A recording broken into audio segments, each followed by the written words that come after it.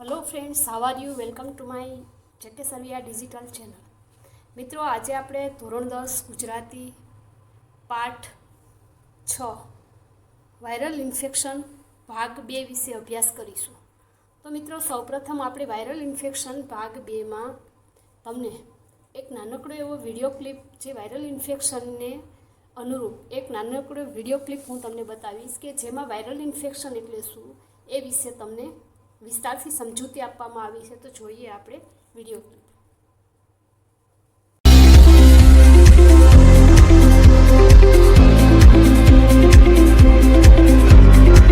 Hello फट्टे to, अभिवादन आपका एक्जिमर के इस नए वीडियो एपिसोड में। अब मौसम फिर बदल रहा है और सर्दी दस्तक दे रही है। इन दिनों कई लोग वायरल बुखार की चपेट में हैं। वायरल इन्फेक्शन के कारण, लक्षण और इलाज के बारे में आज बात करेंगे इस वीडियो में। ये और इनके अलावा और भी बहुत कुछ है आपकी जानकारी के लिए।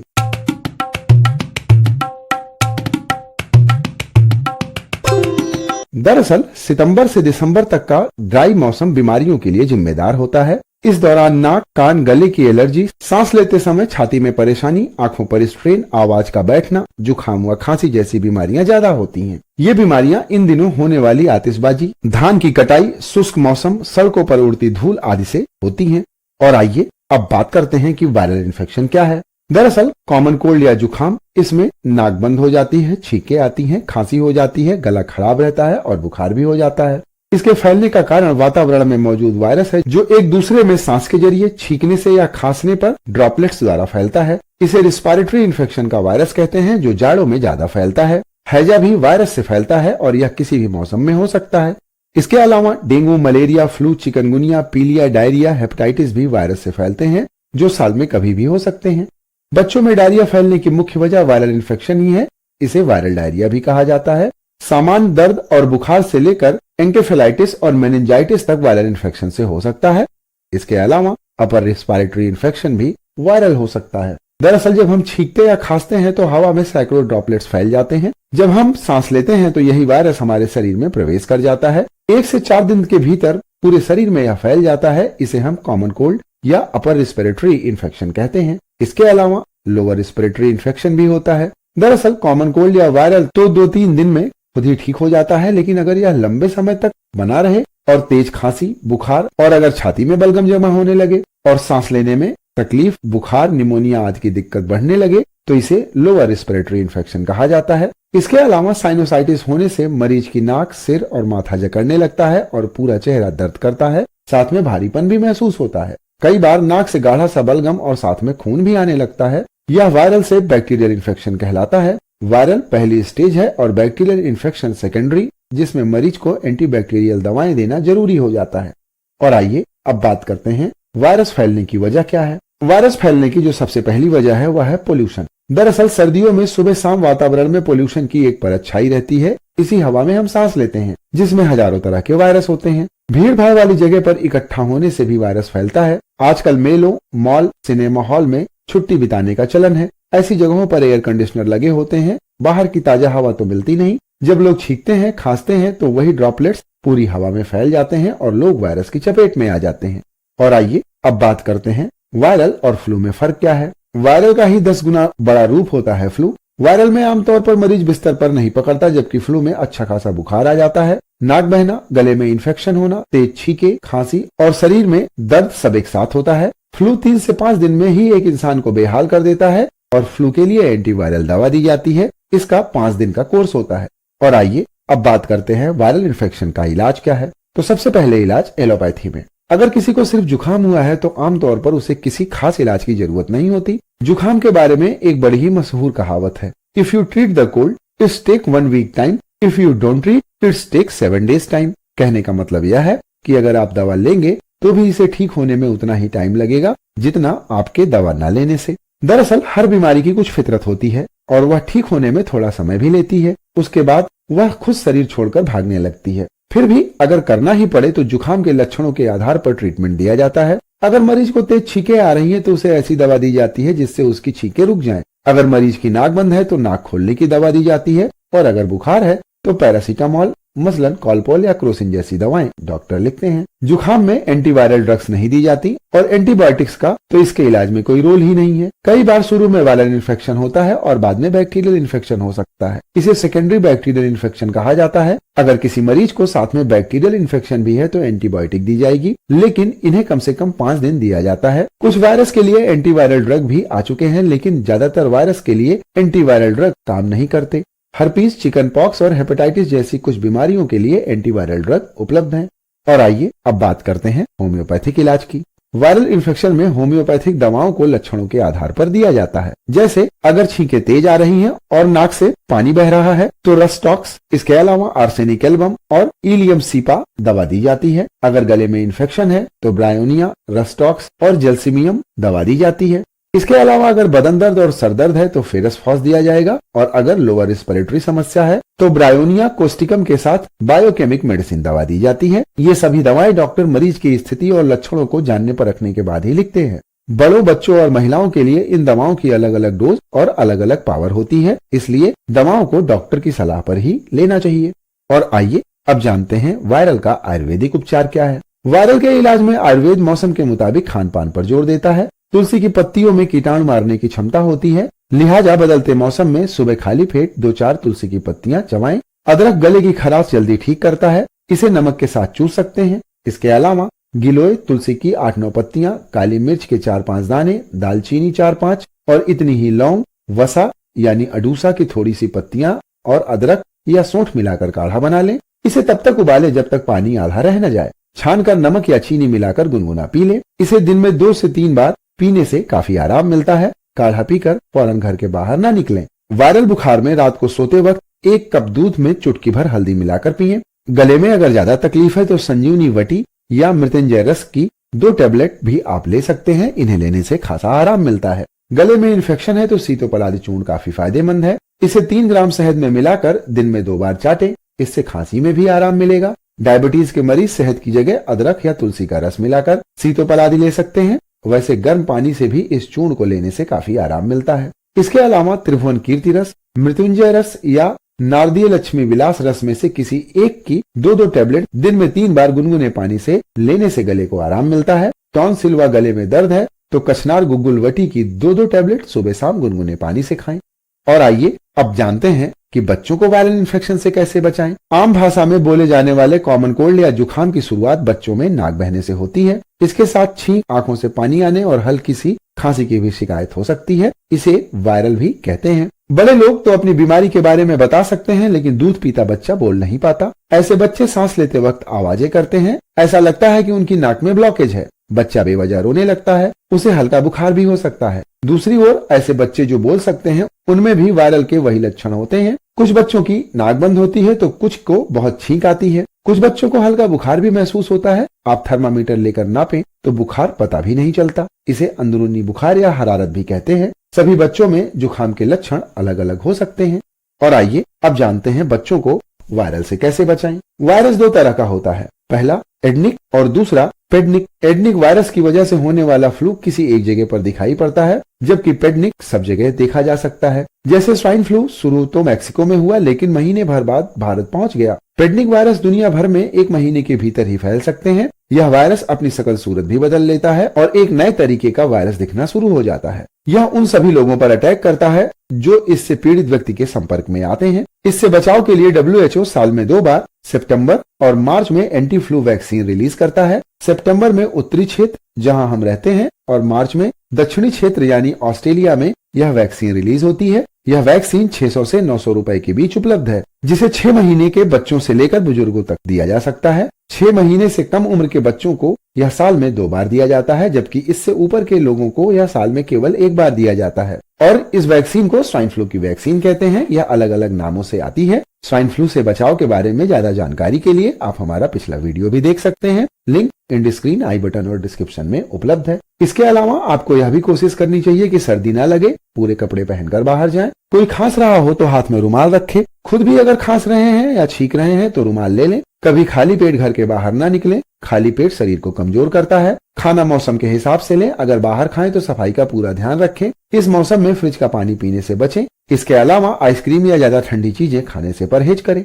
और आइए अब जानते हैं कि वायरल होने पर क्या करें। अगर आपको वायरल हो गया है तो नमक डालकर गुनगुने पानी से गरारे करें। ज्यादा से ज्यादा पानी और विटामिन सी वाली चीजें लें, लेकिन ज्यादा खट्टे फलों से आपको बचना चाहिए। वायरल के दौरान सामान्य पौष्टिक खाना यानी संतुलित आहार लें। अगर बुखार है और भूख नहीं लगती तो हैवी खाना न लें, क्योंकि वह बुखार के कारण नहीं पचेगा। जहां तक संभव हो सके गर्म व तरल पदार्थ जैसे सूप, दलिया, खिचड़ी और रसेदार सब्जियां भरपूर मात्रा में लें। इसके अलावा तुलसी, अदरक और च्यवनप्राश का भी इस्तेमाल करते रहें। तो आज के इस वीडियो में बस यहीं तक, और हमें उम्मीद है कि हमारी जानकारी आपको और आपके परिवार को स्वस्थ बनाए रखने में मददगार साबित होगी। अगर इस विषय से संबंधित आपका कोई प्रश्न, अनुभव या सुझाव हो तो आप कमेंट करके हमें जरूर बताइएगा। और अगर आपको मेरा काम अच्छा लगता है तो इस वीडियो को किसी से शेयर भी जरूर कीजिएगा। वीडियो देखने के लिए आपका धन्यवाद। नमस्कार। જાગૃતિ આપવા માંગે તો આગળ આપણે સમજીએ કે આ વાયરલ ઇન્ફેક્શન દ્વારા એટલે કે એના દ્વારા આપણને એ કેવી અસર થાય છે। તો ડૉક્ટર છે એ ડૉક્ટર શું કરે છે મિત્રો, તો કે ડૉક્ટર રોગની જાળવણી માટે છે। રોગ આપણો જળવાઈ રહે એ માટે અને આપણા આરોગ્યની જાળવણી માટે ડૉક્ટર છે, નહીં કે ડૉક્ટર એ આપણી દરેક બાબતનો ખ્યાલ રાખવા માટે। હા, આપણે બીમાર પડ્યા હોઈએ અને ડૉક્ટર પાસે જઈએ અને ડૉક્ટર આપણા આરોગ્યની તપાસણી કરે, જાળવણી કરે તો એ બરાબર છે, પણ એ આ પ્રશ્ન માત્ર એ ડૉક્ટરની કમાણી ઉપર સીધો અસર કરે, પ્રહાર કરે। આજકાલ આપણે જોઈએ છીએ કે ડૉક્ટરોની કમાણી એટલી બધી વધતી જાય છે કે એના કારણે જાણે કે ડૉક્ટરને માનવતા કરતાં પણ જાણે કે કમાણી એ મોટું એ સાધન બની ગયું છે। આજકાલ બીમારી એટલે કે ડૉક્ટરને કમાવાનું એક સાધન, અને એમાંય ખાસ કરી અને આપણા દેશમાં તો એ 3 ઋતુ છે અને એ ત્રણેય ઋતુ પ્રમાણે વાયરલ ઇન્ફેક્શન થવાની શક્યતાઓ આપણે ત્યાં લોકોને મોટા ભાગે એ શક્યતાઓ વધારે હોય। એટલે કે આવા સમયમાં ખાસ કરી અને ચોમાસાના સમયમાં ડૉક્ટરોને જાણે કે એની કમાણી કરવાની એક સિઝન હોય, એટલે કે ડૉક્ટરોની કમાણી ઉપર સીધો પ્રહાર પડે છે અને ઓપીડીમાં જાણે કીડિયારું ઉભરાય એ તો આપણા સભ્ય સમાજની શરમ છે। લેખક ગુણવંત શાહ એમ કહે છે કે આપણી ઓપીડી છે, આગળ પણ આપણે મિત્રો ભાગ 1માં જોયું કે ખરેખર આપણી હોસ્પિટલ, મલ્ટીપ્લાય હોસ્પિટલો આજે આપણે જોઈએ છીએ કે એ દિવસે ને દિવસે વધતી જાય છે, ત્યારે આપણી હોસ્પિટલોની એ શોભા એ કેવી હોવી જોઈએ, તો કે હોસ્પિટલના ખાટલા ખાલી રહે એ આપણી મલ્ટીપ્લાય હોસ્પિટલની શોભા છે, નહીં કે એ કીડિયારુની જેમ દર્દી ઉભરાય। એટલા માટે આપણી ઓપીડી છે, ઓપીડીમાં કીડિયારું ઉભરાય એ માત્ર ને માત્ર એ સભ્ય સમાજની એક શરમજનક બાબત ગણાય। સભ્ય સમાજ એટલે સભ્ય એટલે ભણેલો ગણેલો એ સમાજ, અને કીડિયારું ઉભરાવવું એટલે ઢગલાબંધ માણસો એકઠા થવા। ઉદાહરણ આપે છે લેખક, ખૂબ સરસ ઉદાહરણ આપે છે કે અનાથ આશ્રમમાં બાળકોની અને ઘરડા ઘરમાં વૃદ્ધોની સંખ્યા વધે એ કાંઈ તંદુરસ્ત સમાજની નિશાની નથી। આજકાલ આપણે જોઈએ છીએ કે અનાથ આશ્રમોની સંખ્યા પણ દિવસે ને દિવસે વધતી જાય છે, એવી જ રીતે ઘરડા ઘરોની સંખ્યા પણ દિવસે વધતી જાય છે। ઘરડા ઘર યાની કે વૃદ્ધાશ્રમ।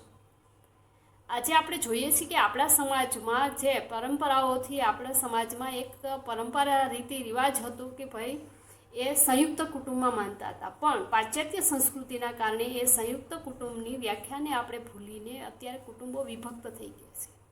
એટલું જ નહીં, પણ આપણે ત્યાં એ માતા પિતા એ સાથે રાખવા એ ગમતું નથી, એટલે આ ખરેખર વૃદ્ધાશ્રમો છે એ વૃદ્ધાશ્રમો એ આપણી પરંપરા નથી, આપણી સંસ્કૃતિ નથી, પરંતુ પાશ્ચાત્ય સંસ્કૃતિના કારણે આપણે ત્યાં પણ ઘરડા ઘરની વૃદ્ધાશ્રમની સંખ્યા એટલી જ વધી છે કે માતા પિતા પોતાના દીકરાઓ માતા પિતાને હોંશે હોંશે વૃદ્ધાશ્રમમાં મૂકવા જાય, અને એટલું જ નહીં પણ ફરી પાછા મહિનાની 1લી તારીખે પોતાના દીકરાઓ દીકરીઓની આંગળી પકડી અને દાદા દાદીને મળવા વૃદ્ધાશ્રમમાં જાય પણ ખરા। એટલે મિત્રો લેખકનો કટાક્ષ એ છે કે અનાથ આશ્રમ અને વૃદ્ધાશ્રમની સંખ્યા વધે એટલે શું એ આપણી તંદુરસ્ત સમાજની નિશાની છે? તંદુરસ્ત સમાજ એટલે સ્વસ્થ સમાજ? તો ના મિત્ર, એ તંદુરસ્ત સમાજની નિશાની નથી। એ ઘરડા ઘર અને અનાથ આશ્રમની સંખ્યા વધે એ આપણા માટે એક પડકાર છે, આપણા માટે ખરેખર શરમજનક બાબત કહેવાય કે એ જ માતા પિતા કે આપણને ભણાવી ગણાવી અને આપણને મોટા કર્યા। મિત્રો, ઘરડા ઘરની વાત આવી છે એટલે એક સરસ મજાનું આના પ્રત્યુત્તર રૂપે એક સરસ મજાનું તમને ઉદાહરણ આપું કે 4 દીકરા હોય અને એક માતા હોય, એ દીકરાઓને માતા કે જેનો વિધવા માતા છે, વિધવા માતાના 4 દીકરો નાના નાના હોય ત્યારે એ બીજાના ઘેરે કામ કરીને, મજૂરી કરીને, રાત દિવસ સંકટ વેઠી અને એ પોતાના દીકરાઓને મોટા કરે છે. એટલું જ નહીં પણ દીકરાઓને ભણાવે, ગણાવે, વરાવે, પરણાવે અને દીકરાઓને સરસ મજાના પોતપોતાની રીતે સેટ થઈ જાય, નોકરી ધંધા કરતા થઈ જાય.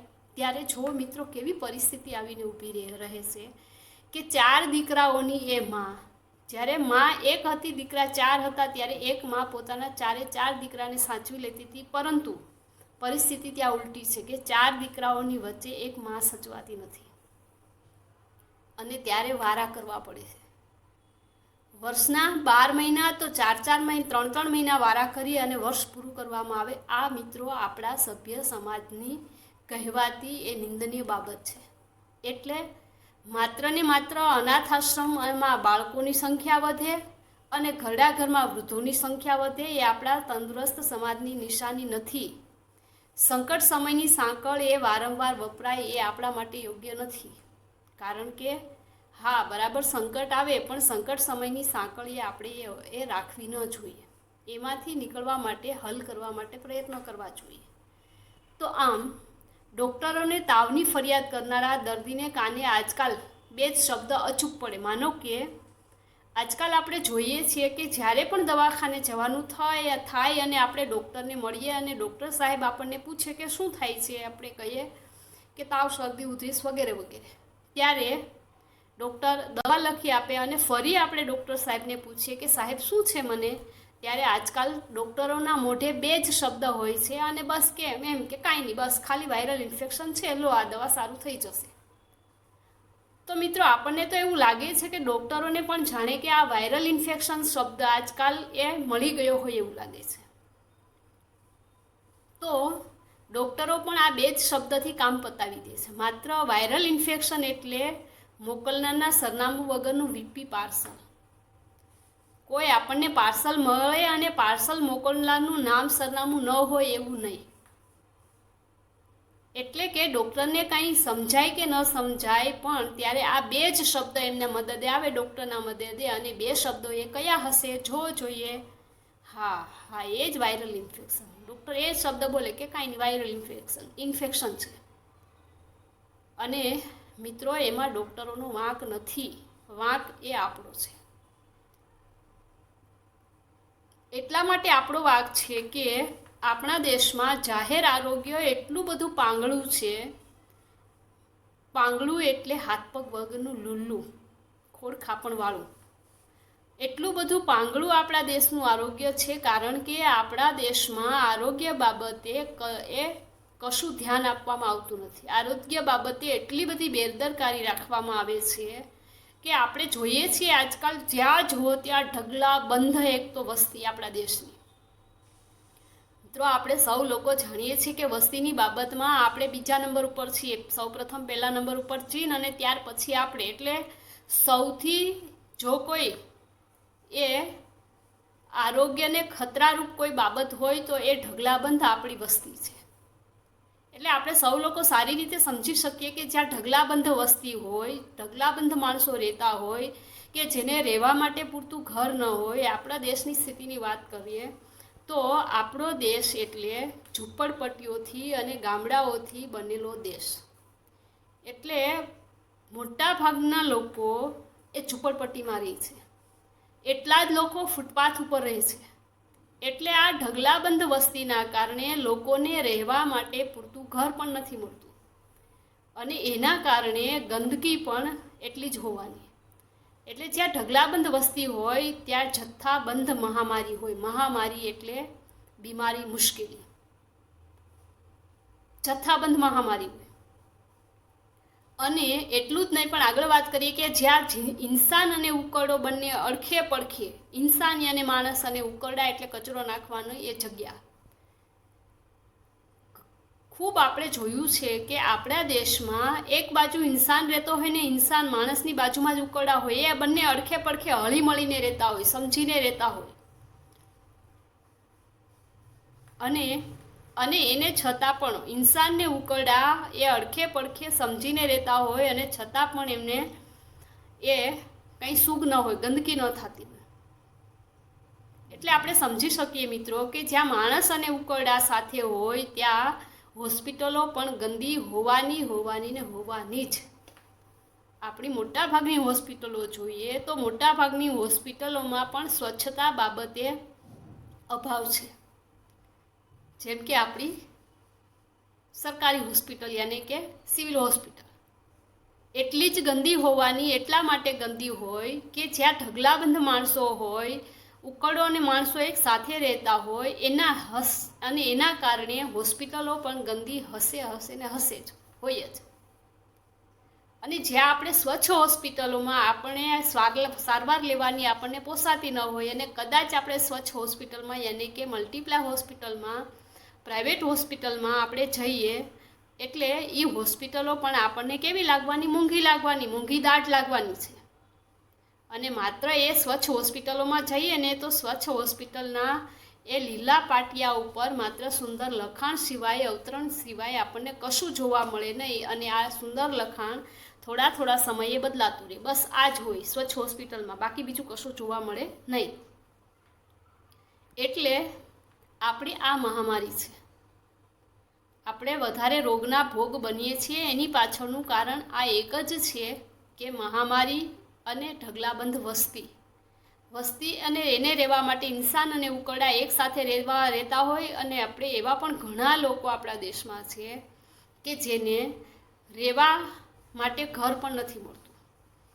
કારણ કે આપણે સમજીએ છીએ મિત્રો કે માણસની એ જીવન જરૂરિયાત ચીજ વસ્તુ કઈ તો કે રોટી, કપડાં ઓર મકાન. આ રોટી, કપડાં ઓર મકાન પણ ન મળતું હોય તો આનાથી બીજી મુશ્કેલી કઈ કહેવાય? એટલે આપણે ગંદકી પ્રત્યે સુગ નથી એની પાછળનું કારણ એ આ એક જ છે. એટલે ભારતની પ્રજામાં ગંદકી પ્રત્યે જરા પણ સુગ નથી. સુગ યાને કે અણગમો. એટલા માટે આપણે સુગ નથી કારણ કે આપણે એ ગંદકી એ આપણી આસપાસ હોય. અને આપણે ઉદાહરણ તરીકે એમ કહું કે ઘણી જગ્યાએ તમે લોકોને ધ્યાન પણ હશે અથવા ખ્યાલમાં આવ્યું હશે કે આપણે ક્યાંક રસ્તા ઉપર જતા હોઈએ અને પેલી દિવાલ ઉપર લખેલું હોય કે અહીંયા કોઈએ ગંદકી કરવી નહીં, તો આપણે ત્યાં આપણું માઇન્ડ શું કરે? ત્યાં જઈને ઊભું રહીને ગંદકી કરે. તો આ આપણી મેન્ટાલિટી છે. એટલે આપણને ગંદકી પ્રત્યે સુખ જરા પણ નથી. ઘણી જગ્યાએ દિવાલમાં લખેલું હશે કે અહીં કોઈએ પાનની પિચકારી મારવી નહીં, તો ત્યાં જ લોકો પાનને માવા ગુટખા ખાનાર લોકો ત્યાં જ ઉભા રહીને પિચકારી મારે. આ આપણી કુટેવ છે મિત્રો.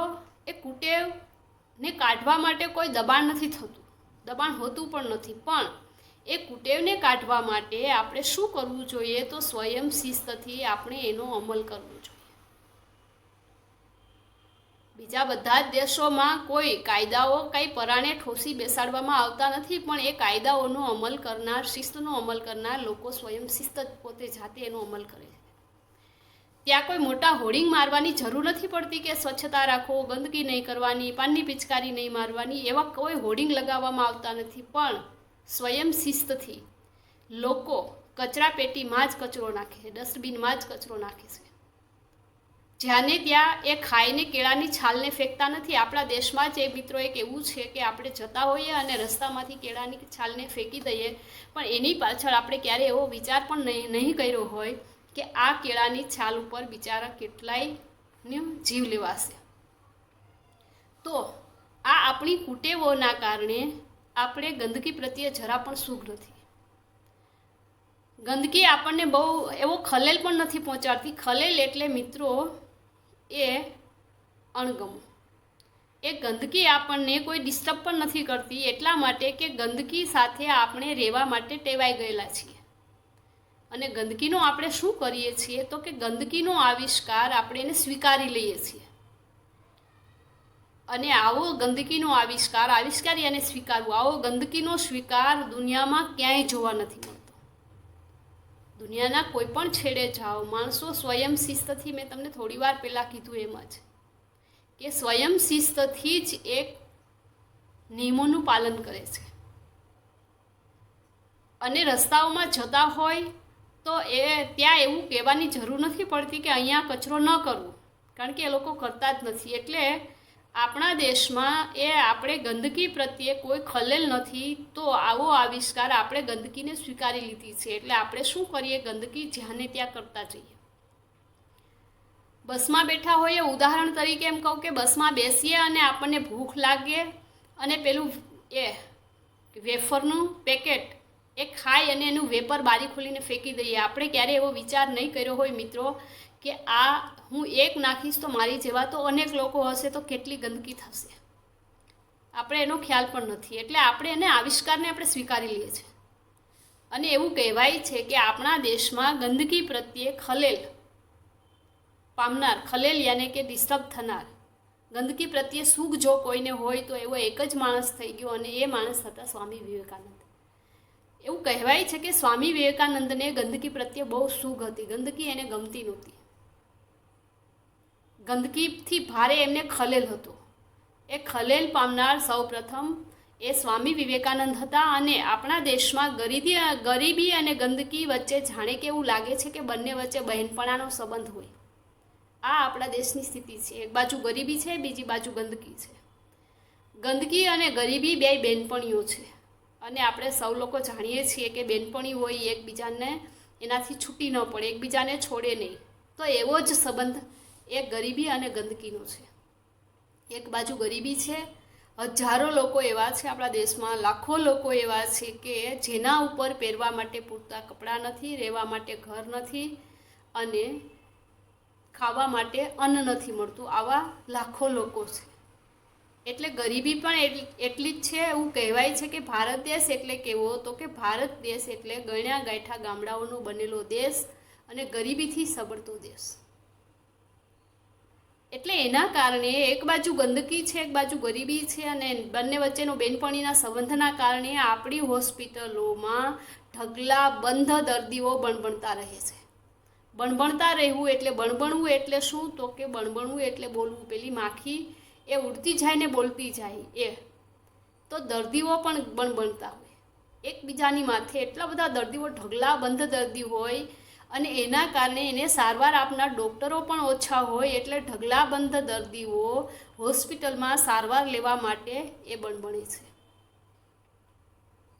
અને આપણે વેદ, ઉપનિષદ અને ગીતાના વારસા અને વૈભવ અંગે ગર્વ લેનારી આપણી પ્રજાનો વર્ગ છે એ મોટા ભાગનો વર્ગ બહુ મોટો અને અભણ વર્ગ છે. હા, આપણે વેદ, ઉપનિષદ, ગીતાનો વારસો અને વૈભવ વિશે આપણે ગૌરવ લઈશું, પણ ખરેખર આપણે જે બાબત વિશે જાણવું જોઈએ, જે બાબત વિશે આપણે સજાગ રહેવું જોઈએ, જેમ કે ગંદકી વિશે સજાગ રહેવું જોઈએ, સ્વચ્છતા લાવવી જોઈએ, એના વિશેનો આપણે સહેજ પણ જાણકારી નથી. અને એ જાણકારી એટલા માટે નથી મિત્રો કે આપણા દેશની મોટાભાગની પ્રજા, એ મોટો વર્ગ, આપણી પ્રજાનો મોટો વર્ગ છે એ કેવો છે, અભણ વર્ગ છે. અને એવું કહેવાય છે કે જ્યાં સુધી શિક્ષણ નહીં આવે ત્યાં સુધી આપણા દેશની સ્થિતિ સુધરશે નહીં, લોકોની સ્થિતિ સુધરશે નહીં. એટલે અભણ વર્ગ છે એ લોકો શું કરે છે, તો કે રોગને એક નિયમ બનાવી લે. રોગ થવો એક નિયમ છે. ખરેખર આવો નિયમ બીજા ક્યાંય દેશોમાં જોવા નહીં મળે. અને આરોગ્યને એક અપવાદ માને છે. અને સભ્ય સમાજમાં એનાથી ઉલટી સ્થિતિ હોવી જોઈએ. સભ્ય સમાજ યાને કે ભણેલો ગણેલો વર્ગ, શિક્ષિત વર્ગ. તો આ શિક્ષિત વર્ગ છે, ભણેલો ગણેલો વર્ગ છે, એની સ્થિતિ એનાથી ઉલટી એટલા માટે છે કે એ અભણ વર્ગ કરતાં થોડું એ સજાગ હોય છે. અને એવું કહેવાય છે કે મિત્રો ગાંધીજી તો માંદગીને એ લગભગ અપરાધ જ ગણતા. ગાંધીજી એમ કહેતા હતા કે માંદગી એટલે એક આપણે કરેલો કોઈ અપરાધ હોય એવું લાગે છે. મિત્રો અપરાધ એટલે શું, તો કે જાણે કોઈ ગુનો કર્યો હોય. અપરાધ એટલે ગુનો ગણવો. આપણાથી કોઈ ભૂલ થઈ હોય ને આપણે એને ગુનો ગણીએ, તો એવું ગાંધીજી માંદગીને ગુનો ગણતા હતા. અને જ્યારે પોતે બીમાર પડતા હતા ને ત્યારે એવું માનતા હતા ગાંધીજી કે પોતાની આધ્યાત્મિકતાની કંઈક ભૂલ થઈ છે. જીવનમાં જો સ્વસ્થ રહેવું હોય, જીવનમાં જો આરોગ્ય સારું રાખવું હોય, તો એના માટે સૌથી અગત્યની બાબત એ આધ્યાત્મિક બાબત છે. હળવી કસરતો છે, પ્રાણાયામ છે, યોગ છે, ખાણીપીણી બાબતમાં ધ્યાન રાખવું, આ બધી જ બાબતોનો ખ્યાલ રાખીશું, કમસે કમ એ આપણા શરીરને દિવસમાં પરસેવો નીકળવો જોઈએ એવું કંઈક કાર્ય કરવું, તો આ બધી જ બાબતો એ જો આપણે કરીએ તો આપણું આરોગ્ય છે, આપણું સ્વાસ્થ્ય છે એ સારી રીતે જળવાઈ રહેશે. આગળ મિત્રો લેખક વાત કરે છે કે તમાકુ અને ગુટખા ખાનાર આપણા દેશમાં આપણે જોઈએ કે મોટા ભાગના લોકો તમાકુ અને ગુટખા ખાનારો વર્ગ મોટા ભાગનો મોટો વર્ગ છે. આપણે જો એ લોકોને એમ પૂછીશું ને કે ભાઈ તમાકુ અને ગુટખામાં શું રાખ્યું છે, આના કરતાં કંઈક સફરજન ખાવ ને કે જે તમારા શરીરને ફાયદારૂપ હોય, ત્યારે એ લોકોને તમાકુ અને ગુટખામાં દિવસના 100-200 રૂપિયા નાખી દેશે. પણ જ્યારે સફરજન ખાવાની વાત કરીશું ને ત્યારે એને સફરજન મોંઘું લાગશે કે 200 કિલો સફરજન અમે થોડા ખાઈ શકીએ. આખા દિવસના 200 રૂપિયા તમાકુ ને ગુટખામાં નાખી દે એ એને પોસાય, એ પરવડે છે. પરંતુ પેલા સફરજન ખાવાનું કહીએ તો એને પરવડતું નથી, એને પોસાતું નથી. આ આપણા દેશના લોકોની સ્થિતિ છે. સિગારેટ એટલી બધી પીને એનો ધુમાડો કાઢી નાખીએ અને એવા લોકોને આપણે કહીએ કે ભાઈ આ સિગારેટમાં શું રાખ્યું છે, સિગારેટ તો અંતે એ સ્વર્ગની સીડી સમાન છે, આને તમે મૂકી દો, એના કરતાં ખજૂર, અંજીર, આલુ કે કાજુ તમે ખાઓ, તો ત્યારે એ લોકો પણ એવું જ કહેશે કે આલુ, ખજૂર, અંજીર અને કાજુ ભાઈ અમને મોંઘા પડે, એ અમે ન ખાઈ શકીએ. ખાણીપીણી બાબતમાં જો થોડી આપણે એવા લોકોને સલાહ આપીએ ને કે તમારે નાસ્તામાં તળેલી વાનગી ન ખાવી જોઈએ, ત્યારે એમ કે ના ભાઈ નાસ્તામાં તો તળેલી વાનગી જ ખવાય, એના જગ્યાએ ફળ ન ખવાય, ફળ હોય જ નહીં અને ફળ અમે ખાઈ પણ ન શકીએ. તો આ ઉલટી સ્થિતિએ ચાલનારો એ આપણો મોટા ભાગનો વર્ગ છે. એટલે એ આપણો મોટા ભાગનો વર્ગ આ બાબતે ક્યારેય સજાગ નહીં બને. બીજી વાત કરીએ આપણા લગ્નના રિસેપ્શનની, તો મોટાભાગે મિત્રો આપણે જોઈએ છીએ કે આપણે લગ્નના પાર્ટી અને રિસેપ્શનમાં જઈશું ને ત્યારે એ આ પાર્ટી અને રિસેપ્શન આપનાર યજમાનનો પ્રેમાળ ઈરાદો જમવા આવનાર લોકોના પેટ બગાડવાની હાલતનો ન હોય, પણ એ લોકોનો ઈરાદો એક જ હોય કે આવેલા મારા યજમાન, મારા આવેલા મહેમાનો એ ખૂબ સારી રીતે સચવાય, એવો ઈરાદો હોય. એવું ન હોય કે હું એવું રસોઈ એને ખવડાવી દઉં કે આવનાર લોકો બધા માંદા પડે અને નર નારી લોકોની હાલત બગડે. પણ એવો એનો ઈરાદો નથી હોતો, પણ કે રિસેપ્શન અને લગ્નની પાર્ટીમાં લોકો શું કરે તો કે ત્યાં જઈને એટલે બસ ખાધા જ કરે. આપણે આજકાલ જોઈએ છીએ કે લગ્ન અને રિસેપ્શનની પાર્ટી મિત્રો એટલી ભવ્ય પાર્ટી હોય છે કે આપણે કલ્પના ન કરી શકીએ, આપણી અકલ કામ ન કરે. એટલી બધી મીઠાઈ, એટલી બધી વાનગી, એટલી બધું આઈટમ રાખેલી હોય કે આપણને એમ થાય કે કઈ ખાવીને કઈ રહેવા દેવી. પણ કમસે કમ તમે એટલું તો સમજી શકો ને કે આટલી મીઠાઈ, આટલી વાનગી, આટલી આઈટમ બનાવવા માટે કોઈ 1-2 કલાકમાં એ આઈટમ તૈયાર થઈ જતી નથી, કારણ કે આટલા લોકોની આટલી વાનગી બનાવવા માટે એટલો સમય જોઈએ. ઉદાહરણ તરીકે એમ કહું કે આપણા ઘરમાં આપણે 5 વ્યક્તિની રસોઈ બનાવવા માટે જો 2 કલાક 5 કલાક જોતું હોય, તો એ જ લોકોની આટલા લોકોની 1000, 1500, 2000, 5000 માણસોની રસોઈ માટે કમસે કમ તમે લોકો સમજી શકો કે કેટલો સમય જોઈએ. ત્યારે આપણે લગ્ન રિસેપ્શનની પાર્ટીમાં કોઈ ફ્રેશ ખાવાનું મળતું નથી, અને એમાંય આપણે શું કરીએ, જઈએ એટલે અંક્રાંતિયાની માફક ખાધા જ કરીએ, બસ બધું ખાધા જ કરીએ, જે કાંઈ પીવાનું હોય પીધા કરીએ, આઈસ્ક્રીમ ખાઈએ, જે કાંઈ હોય બસ પેટમાં. આપણે આગળ પેલા ભાગમાં જોયું એમ કે ગટર માનીને આપણે પેટમાં નાખ્યા જ કરીએ, પણ ક્યારેય આપણે એવું વિચાર્યું છે ખરું કે આ મારા પેટને, આ મારા સ્વાસ્થ્યને, આ હું જે નાખું છું, જે ખાઉં છું એ અનુકૂળ છે ખરું? મિત્રો, પાચન શક્તિની પણ એક મર્યાદા હોય છે.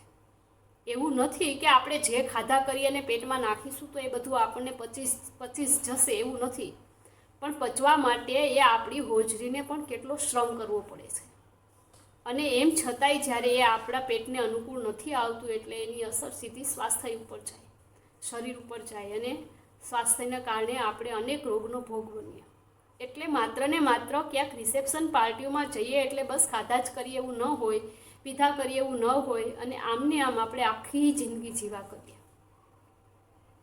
અને અંતે આપણે શું થાય તો કે આપણે બીમાર પડીએ, અને માંદગીના ખાટલે ઘણું ખરું આપણે જે કાંઈ એ બચાવીને રાખેલું હોય, આપણી મૂડી હોય, પૂંજી હોય, એ મૂડી અને પૂંજી એકવાર બીમાર પડીએ ને એટલે બધું જ આપણે વેડફાઈ જોઈએ. અને અંતે શું થાય તો કે પછી સાવ નવરાત થઈને બેસી, આખી જિંદગી કમાયેલું એકવારની બીમારીમાં જતું રહે અને પછી ફરી પાછું બધું વેડફાઈ ચૂકેલું જીવન છે એ આપણે જીવવાનું. અને આમ જીવનમાં આવી અનેક બીમારીનો ભોગ બનતા રહીએ. ખાંસી આપણને, ઉદાહરણ તરીકે ખાંસી આપણને આવે તોય આપણે કફ છૂટો નથી પડતો આપણા ફેફસામાંથી, એટલા માટે કે ખાંસી વારંવાર આવે તો કફ છૂટો નથી પડતો, પરંતુ સમજણ છૂટી પડી જાય છે. અને આપણે મોટાભાગની આપણી મુશ્કેલી એવી છે મિત્રો કે આપણે રોગના મૂળને સમજવા માટે કોઈ આપણે તકલીફ લેતા નથી. આપણે જાણે એવું માનીએ છીએ કે રોગનું મૂળ શું છે એ સમજવા માટે આપણે એની સાથે જાણે કે છૂટાછેડા રહેલા હોય એવું લાગે. અને મિત્રો એવું કહેવાય છે કે જે માણસ પોતાના શરીરને ક્યાં ન સમજે એ વળી બીજાને શું સમજવાનો. તો આ મિત્રો સ્વાસ્થ્યની વાત છે. સૌથી પહેલાં એટલે તો એવું કહેવાય છે ને કે પહેલું સુખ તે જાતે નર્યા. આરોગ્ય બાબતની કાળજી આપણે પોતે જ લેવી જોઈએ, નહીં કે આપણા સગા સંબંધી, નહીં આપણા પડોશી, નહીં આપણા ઘરના સભ્યો. હા, આપણે બીમાર પડીશું તો આપણી સેવા જરૂર કરશે, પણ એ ડગલે ને પગલે આપણા સ્વાસ્થ્ય બાબતની એ લોકો કાળજી નહીં રાખે, કારણ કે કાળજી એ આપણે પોતે જ રાખવાની છે. મિત્રો, જીવન કેવું જીવવું એ આપણા ઉપર નિર્ભર કરે છે, નહીં કે બીજા ઉપર. એટલે સ્વાસ્થ્ય બાબતે સજાગ રહેવું અને સુરક્ષિત રહેવું. તો મિત્રો, આજે આપણે અહીંયા વાયરલ ઇન્ફેક્શન પાર્ટ 6 ભાગ 2 એ અહીં આપણે પૂરો કરીએ છીએ, અને ફરી આપણે મળીશું નેક્સ્ટ વિડીયોમાં ભાગ 3. જોતા રહો જેકે સરવૈયા ડિજિટલ ચેનલ. મિત્રો, આપણે આ ચેનલને લાઇક, શેર અને સબસ્ક્રાઈબ કરવાનું ભૂલતા નહીં. ફરી મળીશું એ નેક્સ્ટ વિડીયોમાં. નેક્સ્ટ વિડીયો ભાગ 3. Thank you very much. ધન્યવાદ.